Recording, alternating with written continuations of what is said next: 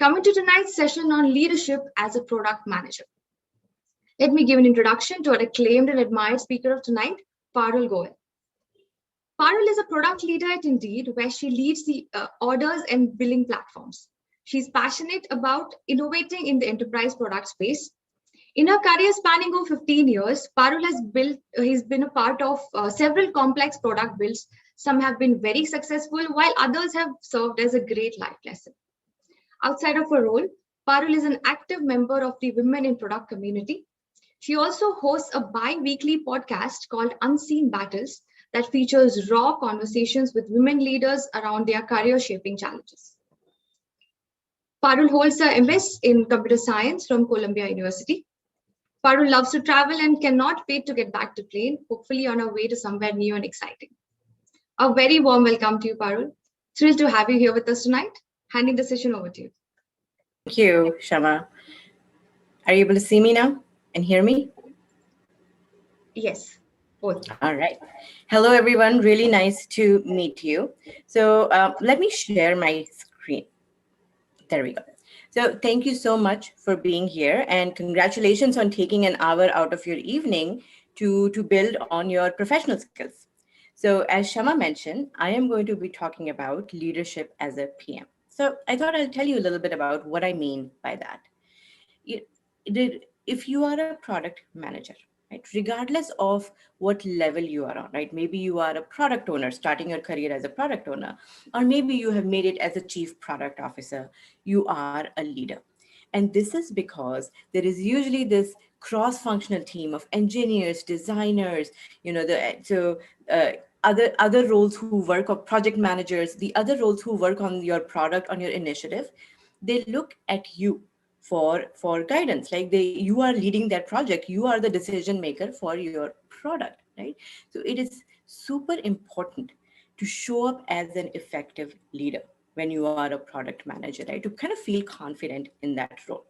So this is something that I have learned over time. This is something I have learned by observing what others do well. This is something that I have learned by making my own mistakes. So that's what I'm going to show you. I've shared with you today. I'm going to talk about 3 roles you have to wear, 3 hats you have to wear, 3 roles you have to take on to be effective as a leader in a product manager role. Right? But I thought before getting into the talk, I will give you a quick overview of my career journey and how I got into product management. So my educational background is in computer science. I have a master's in computer science. I worked as an engineer for a very short period of time. And then I transitioned into consulting. And I did consulting for a long time, 6 to 7 years. And I was a business analyst. That's where I picked up some of the roles, some of the responsibilities that belong to a product manager, which is defining the problem statement, gathering data, coming up with solutions, working with engineering team to deliver those solutions, right? So I did consulting for a while. And then I was looking to transition into an in-house role, like in an industry job. Somebody referred me to PayPal, one of my ex-coworkers. And now the part about how did I transition from a business analyst slash project manager to a product manager role. So interestingly, I actually interviewed with PayPal for a program manager position. Right? And what I spoke about was my consulting experience, right? The things I was just telling you about, solving problems, working with stakeholders, working with engineering to deliver. So they came back and made me an offer for a product manager role, right? So 2 things. Number 1, I definitely want to underline the role that luck played in me getting into product management, right? So I interviewed with a leader who happened to have a product management role open, who was open-minded enough to make the connection and say, oh, this person might do well in a product management role, right? So that was the role that luck played. For my part, my contribution was being able to articulate the work I have done in the past well, right? So that others got it, others could see the value that I bring to the table, right? So the number 1 question I get when I speak at conferences is what can I do to break into product management, right? And I'm guessing some of you are aspiring PMs. My suggestion, my advice to you would be to just start, figure out what the product management role is, right? And at the core of it, there are a few things, which is being able to understand customers' problem, being able to put yourself in their shoes, being able to advocate for them, helping with this decision making, being data driven, influencing stakeholders, right? There are like 4 or 5 things that every product manager has to do.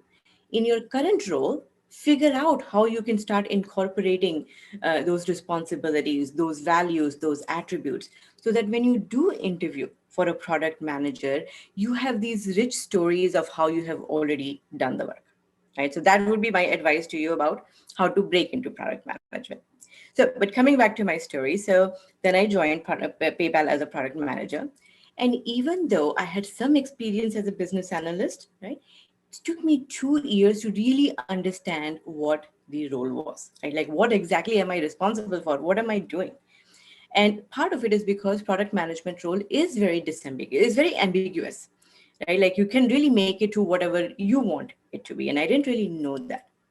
But it was really in the second half of my career at PayPal that I really grew from an early PM to early career PM to a product leader, right? To kind of an average PM to an excellent PM.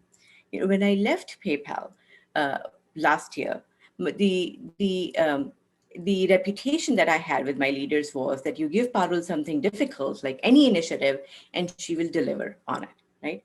And that's not the reputation I had in the early part of my career. So I want to share with you 3 mindset shifts I made that helped me build that reputation, right? That really helped me establish myself as a leader of the domain. Okay, so that's what I'm going to talk about. 3 roles you have to adopt as a product manager to be able to lead effectively. Okay, so let's get into it. The first one is that of a business owner. You really have to be invested in the success of your product. Like, you have to really treat it like it's your baby. You have invested your money, right? And your livelihood depends on it. Because once you start caring like it's your own, the way you show up completely changes. And I'll tell you how I changed my mind. So when I had first become a product manager, right, I used to think of myself as a builder of product, right? My job is to prioritize requirements, prioritize problem statements. My job is to write requirements. But if there's a problem with the delivery date, oh, you have to talk to the engineering manager. Or if the sales is not trained, you have to talk to the go-to-market team. Like, that's not my role. But then over time, I realized that this was not working, right? That when I saw other product managers who were doing really well, this is not how they showed up, right? They took responsibility for the end-to-end success of the product. The second thing I realized was by showing up this way, by kind of like drawing these very strict boundaries around what is my role, what is not my role, I was limiting my own influence, right? I was myself constraining that this is the small area where I operate, where I have an influence. These entire other areas, I don't. It's not my world. And that again was hurting me. So I really had to learn to think differently. So I'll give you an example from my career. I was leading monetization for my product. We launched a new pricing model, or we were going to launch a new pricing model. But to use that pricing model, uh, our ops team had to be trained on how to configure it. Now, another team was responsible for training ops, right? And I was kind of hearing some murmurings that the ops team is not very happy with the training they got.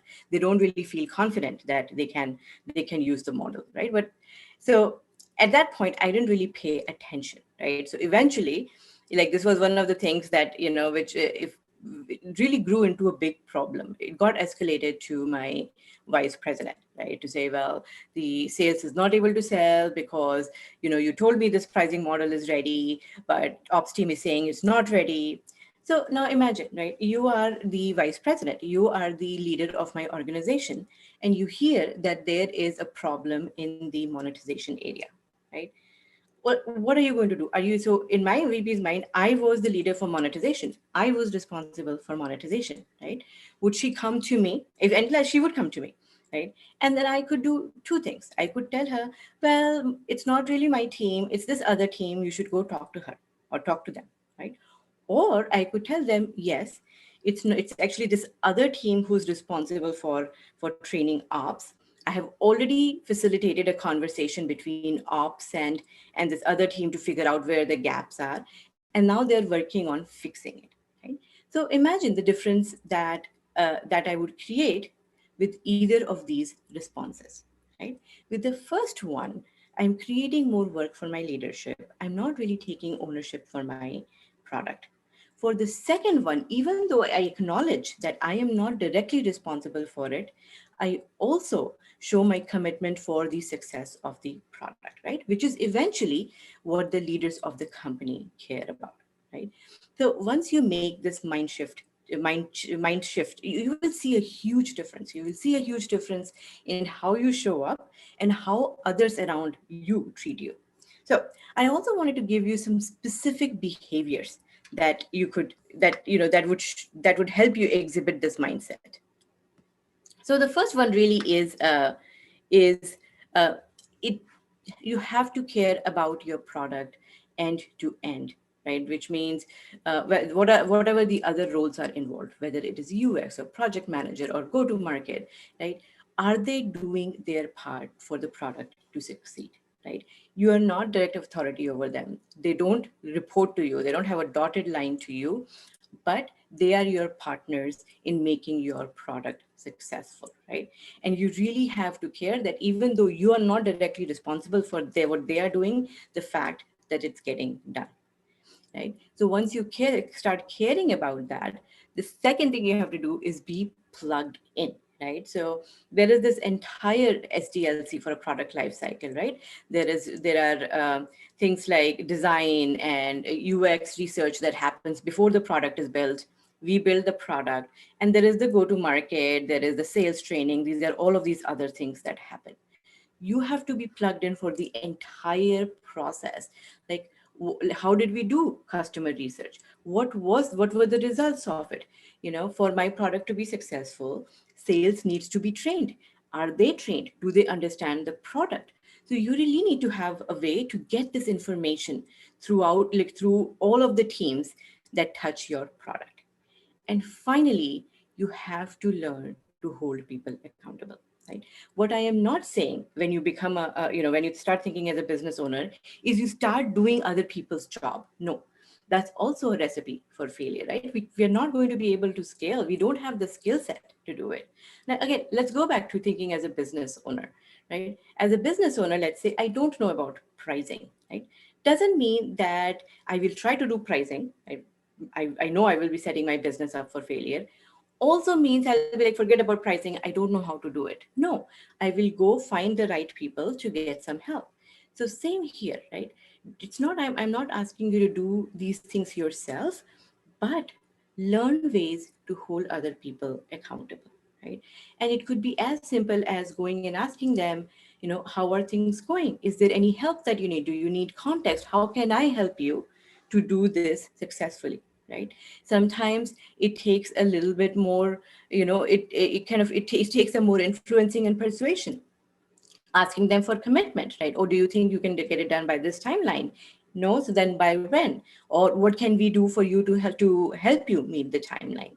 Sometimes putting people in the hot seat, right? Which is in a leadership meeting, you have them give the status of their part. So they feel the pressure and they make it a higher priority. This is a really key skill. you know Learn how to hold people accountable, right? And then hold them accountable so that your product succeeds overall, not just your product. Okay. So that's the first role I would highly recommend you learn to take on as a product manager. If there is one thing you take away from this presentation, let it be this, right? I mean, and you don't have to be, you might be thinking, well, at a senior level, you can influence people, but it is harder when you are early in your career. That's not really true. I had a recent college graduate reporting to me, and he was a hustler. If an engineering manager would push back, he would go try to go change their mind. Right? He really didn't care about these boundaries, and he would make sure that his product was successful. So adopt this ownership mindset. Okay.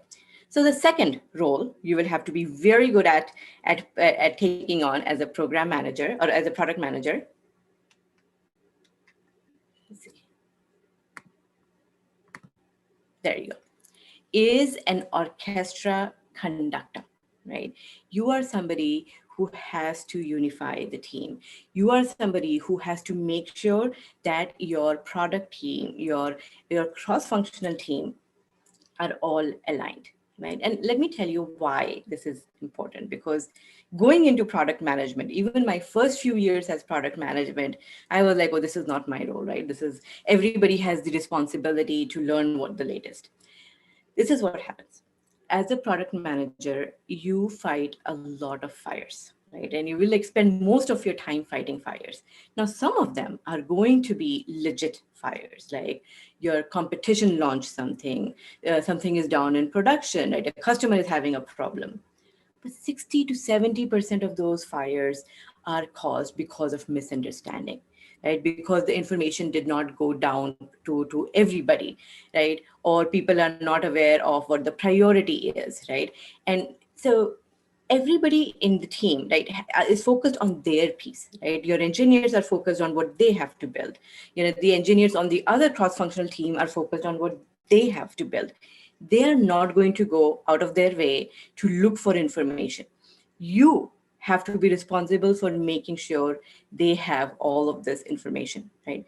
Because if you don't, right, and there is a misunderstanding, it will get amplified, and you will have to spend time as the leader of this initiative, as the leader of the product, doing some cleaning. So I'll give you an example.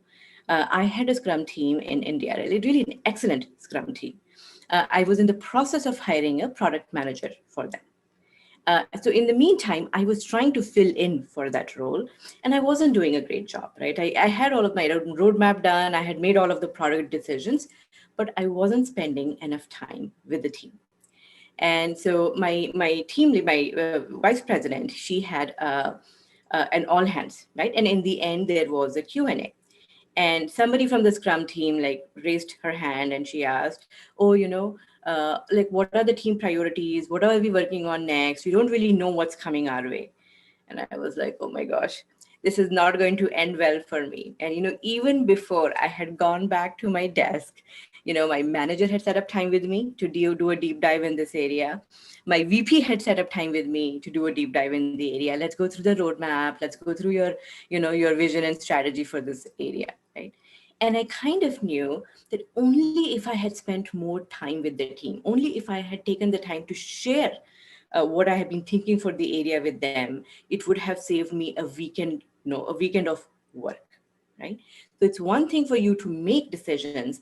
It's almost as important to make sure everybody on your initiative knows what these decisions are, right? Because I guarantee you, if you don't spend time doing this, problems are going to get amplified, right? And then your product or your initiative could have this perception that that there is something always going on, right? On the other hand, if you are able to unify your team, if you're able to align your team, then the perception that you will build is, oh yeah, this person knows what they are doing, right? They know how to run a product, they know how to run a program. So it's definitely a skill that's worth learning. So let me share with you how I have learned to do it over time, right? There are some key aspects of a product or a project, right? So there is the overall picture, the big picture, which is who is our customer, right? What is the problem that we are solving for the customer? Why that problem? Why is that important, right? So make sure everybody on your team knows, has that context, right? And so usually I start my meetings with two slides. One is this first one, right? Like what, who, what, why, very basic information. And the second one is really, so this information doesn't doesn't really change very often, right? The second one is a snapshot of what's important right now, right? What are the top priorities we are working on? What is the next milestone? What were the decisions made in the last few days, right? And it might seem like an overkill, right? But this is something that you want to over communicate. You really don't want to risk people not knowing, right? So you, as a product manager, you will go into a lot of meetings, use those forums to keep people informed about the information you want them to have, right? The second thing, now in larger companies, it's usually project managers and program managers who are responsible for status reporting, right? Status reporting to leaders, to cross-functional teams. Even though it's not my responsibility, I am extremely involved in that process. Right? I want to make sure that the status report that goes out has the accurate and the latest information. Right? Because this is written word, it will get passed around. I do my best to make it as updated and as accurate as possible. Right? So again, this is thinking like the end-to-end business owner. Not my role, but I still have a skin in the game. I still want to make sure it gets done right, right? The third thing that you have to do, and again, it goes back to being plugged in. There are always key influential people on each team, right? The people who can back channel, people who kind of know what the team is thinking. Spot those people and get to know them, right? Take them in your confidence, set up one-on-one with them. Yes, it is time taking, but they're also somebody who will take your message and go out and spread it, right? They're also somebody who might be able to make sure people have the accurate information before it goes out and becomes, some miscommunication happens or misinformation becomes amplified, right? So you obviously have to go out and spread your message, but also have these other people, right, in your teams, embedded in the teams, who can do it for you, right? So that's the second role you have to play to be a leader as a product manager, right? Know that it is your responsibility to make sure that the team is aligned. And if you don't, number one, you will spend a lot more time just doing this cleanups that happen. And number two, you will also not get good decisions, right? People are not going to make good decisions if they don't have all of the information, right? So if you make this investment in terms of thought leadership, in terms of your time, you will get good returns. Okay, so the last one, if there are two things you remember from this talk, this would be the second one, I would say. Guard your time and your calendar, like really guard them like your life depends on it. Uh, as product managers, as I mentioned, our role is pretty ambiguous, right? So it's not really a well-defined role. There is freedom, which basically means we get to focus on what we like to do. But the downside of this is that we get pulled into a lot of things, right? This whole mantra that the product manager is the CEO of their product, right? Which basically means whether the issue is in engineering or there's a decision to be made about go to market. Like we get pulled into a lot of things, right? And if we let ourselves be pulled into so many things, we are not going to be effective, right? So it is up to us to take control of how we spend our time. How does our calendar look? So let me show you how my calendar used to look, right? It was crazy. I would wake up, I would check my calendar, which is what it looked like, and I would just go from meeting to meeting, right? And I would find half an hour, 1 hour here, and by that time I was so tired, I didn't really have the time to think, what should I work on? Right?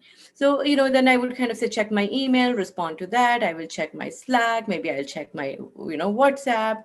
But what was happening was, because I was caught in this wheel, in this endless wheel of meetings and this with mini breaks, I wasn't really going anywhere. I wasn't really getting anything done, right? I felt like I was working really hard. Like I just was, at the end of the day, I would be exhausted, right? But when I looked at the progress that I had made, there wasn't really much. And it was making me very happy. I was stressed, I was tired.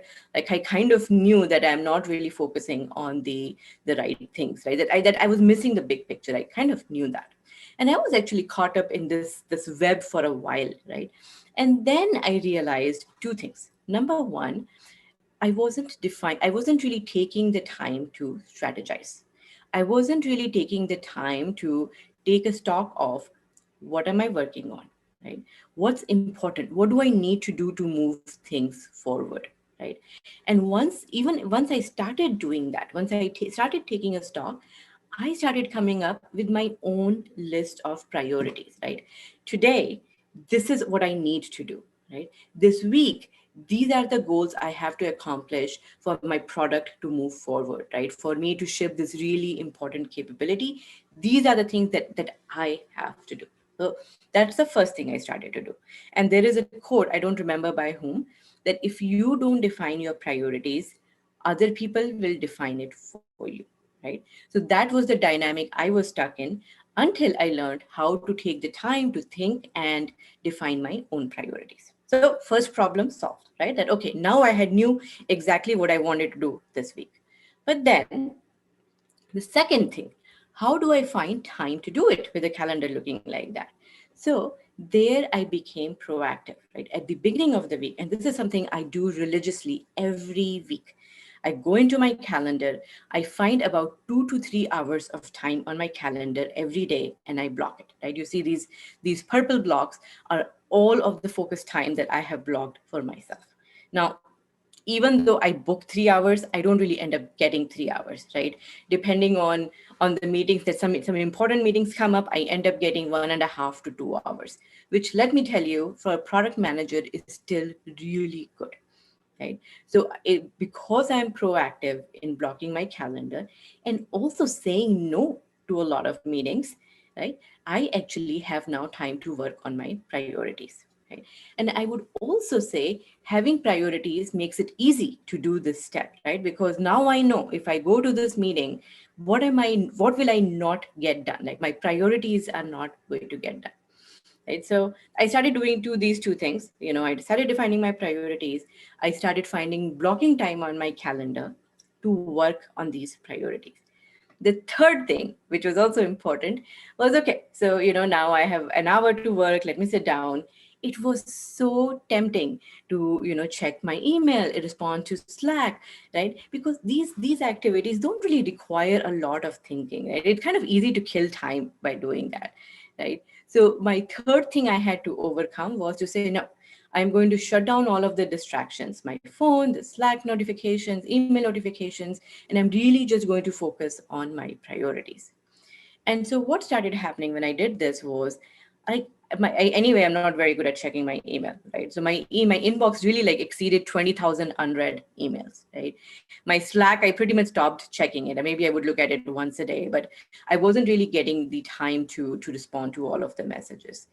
And it really got me worried that, what if there is something important going on and I am missing it?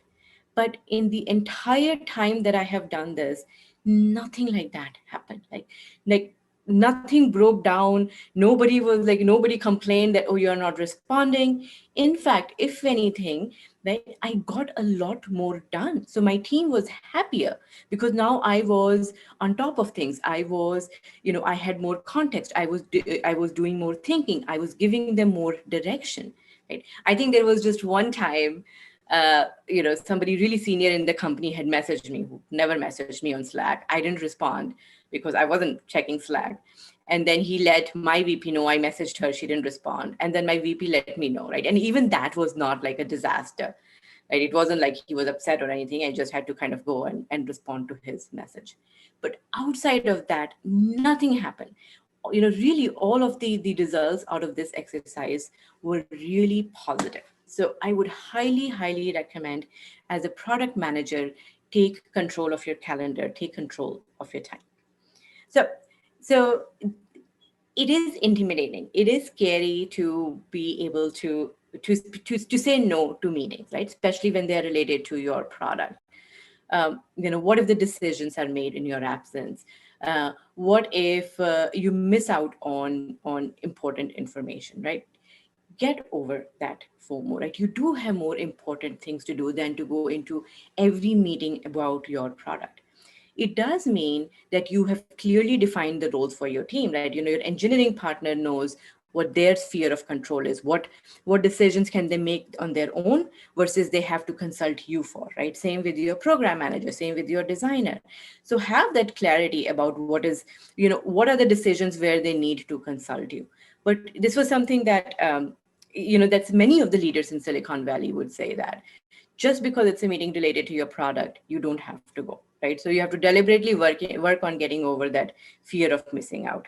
Second one, what I talked about is take the time to define your priorities, right? Usually I do weekly planning. So Sunday night, I would come up with like 4 or 5 priorities I want to accomplish in this week, right? And then every day in the morning, the first thing I do is, okay, again, it takes 10 minutes where I sit down, I look at my calendar, I say, okay, these are the 3 things related to my weekly priorities I want to get done, right? And then in the time that I have blocked, I actually say in this first block, I'm going to do these 2 things. So that when I do have the focus time, I don't spend time thinking, what am I going to do? I have already done that thinking and I can go like right into it, right? Block your calendar for high value work and honor that time, right? Don't let yourself be pulled away into meetings or the other distractions like Slack and email, right? Really like give yourself that gift of thinking and strategizing, because in the end you will notice those are the product managers who do well in their career, right? Nobody has gotten promoted for responding to all of their emails, but people do get promoted for having a well thought through roadmap and on following through on it, for being able to influence their stakeholders, for being able to bring thought leadership, right? And if you are able to do these things, differentiate between low value work and high value work, make time for high value work, you will also join that category, right? Not the PM known for staying on top of their inbox and their Slack, right? But the ones who actually get things done. All right. So before I go into, I open the floor for Q&A, I do want to tell you this, right? If you look at the advice that I have given for all 3 roles, right? Whether it's the end-to-end business owner, right? Which is you're not really worrying too much about stepping on other people's toes, or, talking to people to align them, or having the courage to say no, like this is my time, I need to do high value work. They all have one thing in common. They ask you to be bold, right? To do something different than you are doing today, right? So as a product manager, learn to take chances, like learn to take risks, calculated risks, but learn to take those risks, because only then you will see then you will see results. Only then you will see 10x returns on the work you are putting in rather than 1x, right? So be bold and you will see the results. All right. So I'm not sure okay, we have about 20 minutes for questions. Thank you, Parul, for delivering a brilliant session. Really great insights. We already have a few questions lined up for you, so let's begin with the Q&A. Give me a moment to share my screen. Sure. Let me stop sharing then. All right, audience, please go ahead and ask your questions in the Zoom Q&A window or on the LinkedIn thread, and I'll direct them to Parul. So, Parul, let's take this first question by Jaswinder Singh. It's in the Q&A window. Excellent point to take ownership like an entrepreneur, end-to-end, my baby connection. But how exactly to do so without stepping onto the shoes of your peers, say engineers, managers? What specific things did you do to achieve your goal while maintaining cordial relations with your peers or other stakeholders? Yeah. So, Jaswinder, that's a really good question, and that's a balance that you learn to build over time, right? So product management is also a very relationship-driven field, right? You're not going to be no you can't always write the code yourself and be successful, right? So you need to have partnerships with a lot of with these key roles like your engineering manager, your program manager, your UX lead. So there are 2 things that help. Number one is with the key group that I mentioned, right? We used to call them 3 in a box, right? The 3 people who kind of lead a project, the key roles: product manager, engineering manager, program manager. The 3 of you need to have an understanding that that how important the success of this product or this project initiative is for all three of you, right? So having that close relationship where they understand that when you are trying to hold them accountable, it's nothing personal, right? It's about the success or the success of all three of you or four of you as a team, right? uh, that would go a long way. So basically what I'm saying is building trust with your inner team, with your core team from the very beginning is going to be important. It makes it much easier, because then people, when you kind of do give people feedback that, oh, this, this is not going as I expected, what can we do to really expedite it? Your engineering manager won't take it personally. They know it's not against them. It's you're really trying to get to the final goal, right? So number one is build trust. The second thing, I kind of touched upon this, is how the way you hold people accountable also matters, right? So what I'm not suggesting is you come down and say, why didn't it get done? This was your responsibility. You're going to lose people like that. So you have to kind of show up and say, number one, what can I do to help? Right? Be the willingness to help. Like instead of just telling them, you're curious about what's going on, why are things not moving, right? What can you like? And so I had I worked with this VP, and he was excellent. He was excellent at holding people accountable, but also building connections. And this is the thing that I saw. Like he actually understood what was getting in the way, and then he would try to help the team remove that obstacle, right? And so over time, teams trusted him more, right? They would actually go out of their way to deliver for him, right? So even in holding people accountable, you're not blaming anybody. You're trying to figure out how do you help them. Now, there are times when you have to put pressure. Even there, like, it's good to remember we don't have any direct authority over those people. They don't report to us, right? And that's where I suggested like kind of influencing the circle around them, right? Setting up one-on-one with their manager to kind of not really talking about them, but talking about why this initiative is important, right? Something else that I have done in the past is putting people on the hot seat. That if I feel like somebody is not really pulling their weight in the leadership meeting, I have them present the progress made on their piece, right? And once they are in the hot seat, when they feel the pressure, oh, I have to show progress to leaders directly, suddenly things move, right? So it is absolutely a fine balance. What I would suggest is taking the time to get to know people, build trust, and use these some of the indirect ways, right? Kind of influencing people around them, kind of putting pressure indirectly to get the results that you want. That was really great, Parul. Thank you for that. And thank you, Jaswinder, for asking that Yeah, question. thank you, Jacinda. Yeah. So let's take this next question from Anamitra. Parul, it's a four-fold question. So how do we do this? Do we take it one by one? Let's do one at a time. Yes. Okay. So the first part being, what has been your experience in shifting from consulting to product management? What were your key transferable skills that worked for you? Uh, all right. So let me think. So, as a business analyst, there was a big part of it which was common with being a product manager, right? Which was writing requirements, working very closely with engineering to deliver those requirements, participating in testing, like making sure that the engineering team understood the requirements and delivered on them, right? So I think that was a big part that was common. Outside of that, I think working with people, stakeholder management was a key skill, right? Because when you're a consultant, the way you are able to stay engaged in a gig or in a project is by kind of making those key relationships, right? So I think that was super important. Um, Being able to differentiate what was important from the noise was really important, right? The third one, actually, this is something I would like to talk about. Um, like being able to read the landscape, right? Who's the decision? So this is what happens as a consultant is you go in, right? And you have a client, right? And it's not always clear what they want, right? You kind of have to work as a consultant to figure out how can I show value, right? So then reading the room to understand who really is the decision maker, right? Whose hearts do I need to win, to be able to stay on this project. I think that was another important skill, because even as a product manager, you have all of these different stakeholders, and sometimes you're not going to be able to make all of them happy, right? So figuring out who are the key stakeholders for now is also something that's transferable. Right, coming to the Uh, second part. Yes, please go on, Parul. what would a PM have to do in case of any difference in opinion with a senior executive? Considering the PM owns a product, but the senior executive runs the company. Yeah.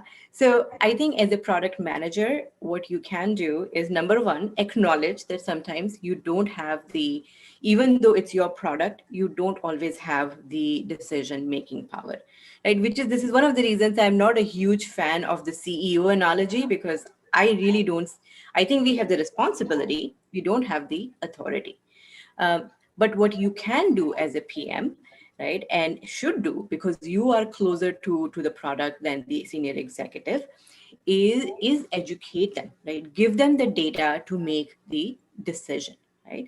So if I were in this position, right, where the executive wanted to do something else, I had a different recommendation, I would do a pro con analysis. Like, these are the three options, right? This is why these are the benefits of each of these options. These are the cons of these options. These are the risks associated with these options.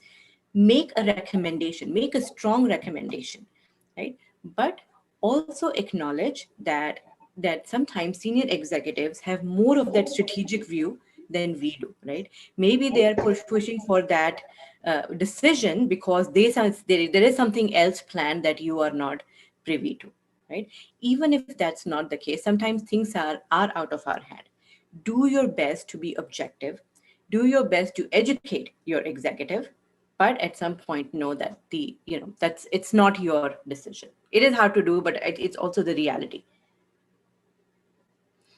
Third question is, what would be the top human skills trait you look in candidate looking for a PM role? There are two things that I look for. Number one is the drive, right? The drive to kind of, like what I've talked about, is really somebody who's really going to run with it, somebody who's not going to worry about stepping on toes. Somebody is like, this is my baby, I am going to make it successful. Because when you have somebody like that in the role, my job becomes much easier. Okay, so that's one thing that I look for. The second thing I look for is somebody who is collaborative. Collaborative, not just in a way that they get along with people, but they also realize that they have to be successful, not at the cost of the rest of the team, right? So they're not somebody who are, who are slave drivers, who expect their engineers to work day and night, or who make unilateral decisions and say, you have to follow. Somebody who know how to influence, somebody who are empathetic to other people, and therefore can work collaboratively and deliver. So those are the two things that I look for. And in today's age, technology plays an important role for the success of any product. How smoothly can people with no tech background, non-coders, become a PM?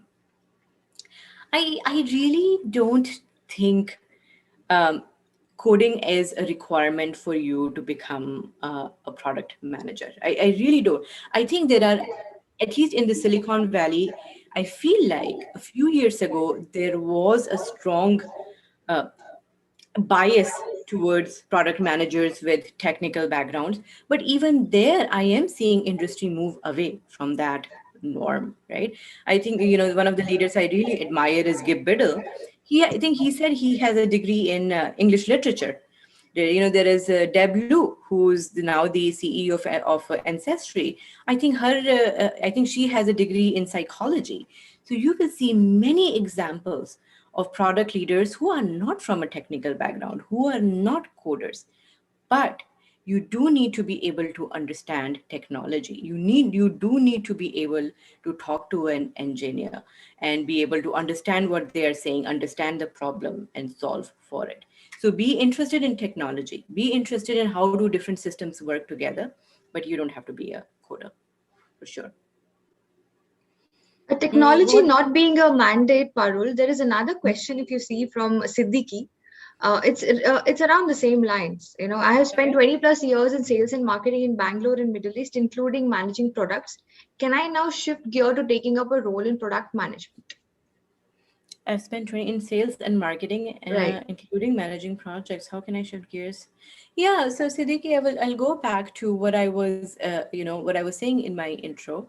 Uh, Both in marketing and in sales, there are a lot of skills that are transferable to a product manager. Like as a sales, you have to be customer centric. You have to understand what is that customer need, how can I fulfill their needs, right? For marketing, you kind of have to Hey, again do Parul, a losing lot. you there. Not audible. Now, Shama? Yes, please go on. Okay. So what was the last thing that you heard, Shama? I think you could just start it Start. all Okay. over. Yeah. Yeah. So Siddiqui, I was saying that sales and marketing, they both have several skills that are transferable to a product management, right? Customer centricity as a salesperson is super important. Getting to know your customers, as marketing, again, knowing your customers is super important. In general marketing, stakeholder management also plays a big role. So if you wanted to pivot to product management, right, what I for to prepare for interviews, what I would focus on, how can you articulate that you have already done the work of a product manager, even though you did not have their title, right? Maybe as a salesperson, you influence the product team to build the right product, like what the market was asking for, right? That would be a great example that would show somebody that, oh yeah, he gets the customer, he is able to influence the team to build the right theme. But this would be my advice. Look at what you did, look at the key product management skills, and then kind of try to show that you already have those skills, having held these roles in the past. Great. So we'll take this next question. The role requires a lot of structured way of thinking and bringing in discipline with yourself and also around you. Would you be able to refer a book or a blog which helps get there? Something to refer when you are lost? I think we'd all love to know that, Parul. A lot of structured way of thinking and bringing in discipline. So I'll tell you the book that helped me get to this, the last part that I talked about, right? That uh, building just blocking my calendar and thinking about strategy. There is a book called Flow. I don't remember the name of the author. It's a very long name, and it has nothing to do with product management. I just want to preface that with saying that it is a book about how your brain works and how constantly being distracted, moving from one task to the other, really hurts us as humans, right?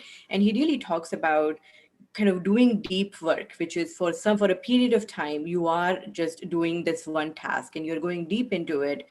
Is very soothing. Like that's the way that human brain is supposed to work. In fact, when we get distracted, it takes us about 28 minutes to gain our focus back. I think that book influenced me significantly in and really being more protective about my time and being more thoughtful about my time. So I would recommend that book. Again, it's not related to product management. And I mentioned Gib Biddle. He is somebody I really admire. He is a very he has a lot of articles and blogs and talks, and his product strategy or product methodology really resonates with me. So he's another leader that I would recommend. Speaking of books and sources, there's another question from Arun. Would you suggest some good sources to learn the tech function for a beginner? So it's not exactly a tech function. It is. It's more about. I don't know if it's a tech function. More. It's really a book about the main technologies that we have today. I think it's called Swipe Left. uh, Check both swipe left or swipe right. I think they're written by these two product managers or leaders, and it does a really good job of just introducing what are the key technical. I mean, it is now a few years old, but I still think it is a really good introduction to tech, and and really the high level that a product manager should know. Right. So we have a few more questions lined up here. Thank you for the interaction, audience. We are loving the enthusiasm. And I hope Parul has a little more time for us to address these questions. Is that okay, Parul? Yes. So yeah, let's try it. Maybe 5 more minutes, Okay, Shama. great. Sure. So this next question is from Rohit. Uh, okay, that's an elaborate one. Rohit, do you want to come online and ask a question directly to Parul? You can raise your hand and I can unmute you. Yeah, so he has raised his hand. So let's do that.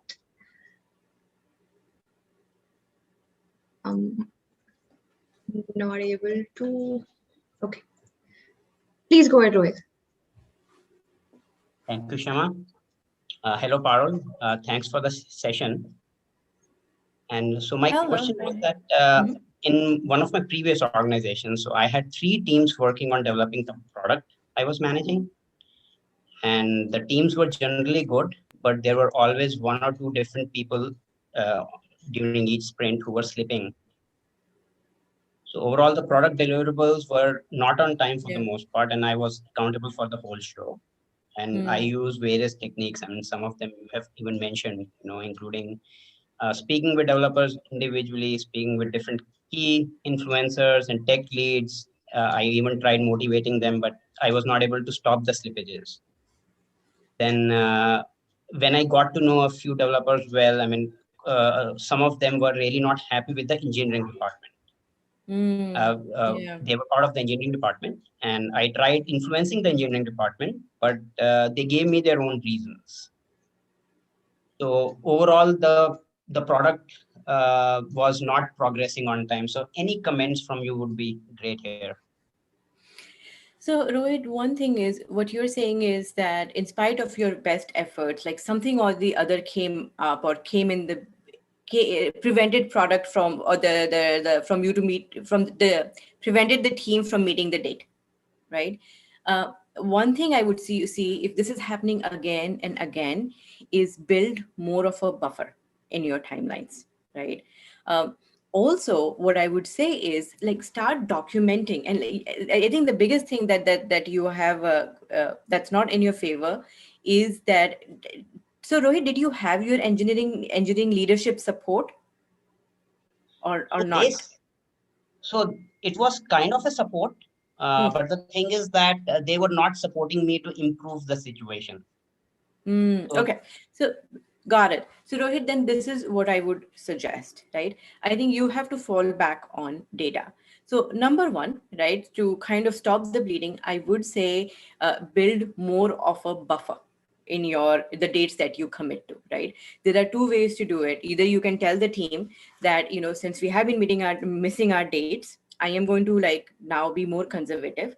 The second thing you can do is, this is also something I have done in the past, right? Because sometimes engineers do tend to underestimate the work it takes, but then I am responsible for committing to the date.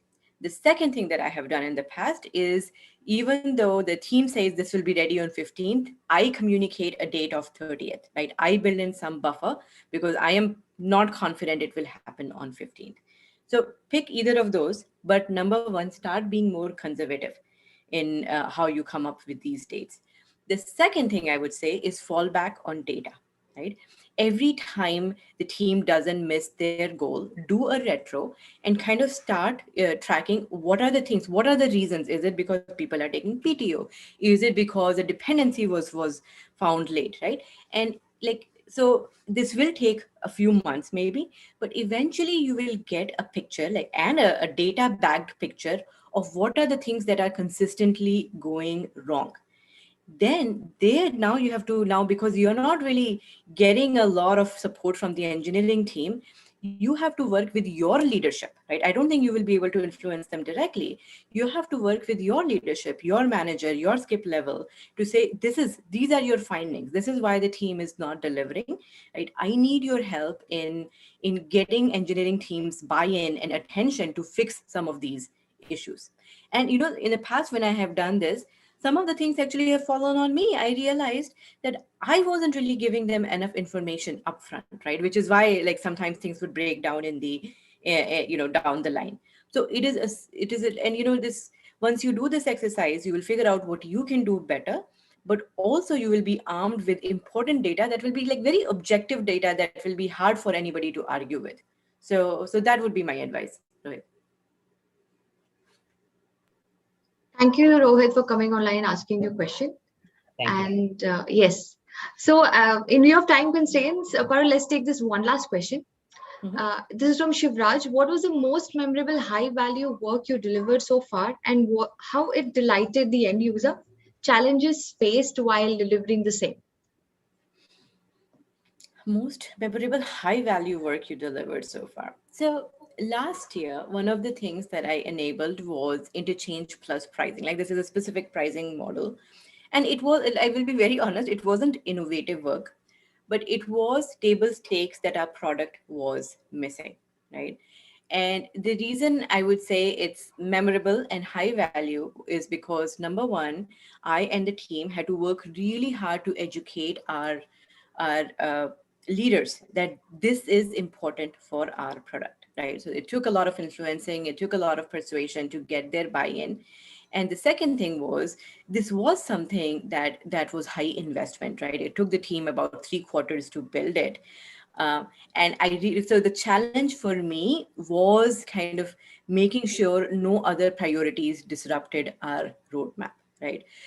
So the high value work for me at the time was really thinking about what are the things. Number one, improving the probability that we deliver on time. What are the things that could go wrong, right? Ops team was somebody who was, who we had to bring in pretty early to get their buy-in. Who are the people who could derail this, right? Anything, what could I do to improve the success of this initiative? The second thing was just ongoing leadership communication to keep reiterating the value of this, the customers who are asking for this, right? All of that took some planning, it took some thinking, it took some designing the right messaging. And in the end, this was a very large project. A lot of people, I think we had like 40 core team members. And eventually we were able to deliver this on time, right? So I think this is one of the things that I have done in my career that I'm super proud of. Thank you for sharing that with us, Parul. Coming to the last part of the session here, audience, please go ahead and scan the QR code to get an exclusive 30-minute session with industry practitioners like Parul and get all your doubts clarified on transitioning to a product manager role. Now, this is what sorry, one more thing, Shama. Roop, It's the first one by Mikhail. That's the book. Oh, yes. Sorry, Roop, I missed that. And I hope you got it clarified. Yeah. The first option, Flow, the Psychology of Optimal Experience. Yeah, that's the one. Yes. So this is what the audience has been waiting for, Parul. So please help us pick the champion of curiosity. The one question that, that you would reward them, and we would give them a free digital course. All right. So you can check out the questions in the answered section. Yeah. I see. Let's see. All right. I think the Jaswinder's question was very good. I feel like it kind of it highlighted the a very fine balance you have to maintain as a product manager, like getting along with people, but also holding them accountable. So Shama, I would say Jaswinder. Congratulations, Jaswinder, on winning the free digital course. Great question, and we'll get in touch with you shortly with the reward. And thank you everyone for your questions. I really enjoyed the session. Right. So audience, please share your feedback and let us know your experience in learning from the webinars hosted by the Institute. So you can find the link in the chat window for that. It'll help us plan and deliver many such insightful sessions in the future. We have enjoyed having you with us, Parul, and it's been a complete pleasure. Please accept this certificate for appreciation from the Institute, a small gesture. Thank you. So if you scan the QR code on the certificate, it will take you to a dedicated Hall of Fame page that we have created for you. Give it a few hours, Parul. The recording will upload. Oh, good. Okay. Yeah. Sounds good. Sure. So please share it within your network and we will do the same. The recording is available on YouTube. Thank you. We are grateful for the time and effort you took to share your thoughts and amazing insights drawn from the experience in the industry. And I'm certain Thank that you. our audience will definitely benefit from the methods you suggested and get ahead in their career. Thank you. Thank you once again for joining us, Parul. It was great with you. Bye-bye. Bye. And audience, thank you for joining in too. It was great interacting with you all. Do not forget to register for the upcoming webinars and the seminar happening at Hyatt on 27th of March. And please fill out the feedback forms and let us know your experience with the webinars. With that note, I end tonight's session. Happy learning and stay skilled. Have a great night. See you guys soon.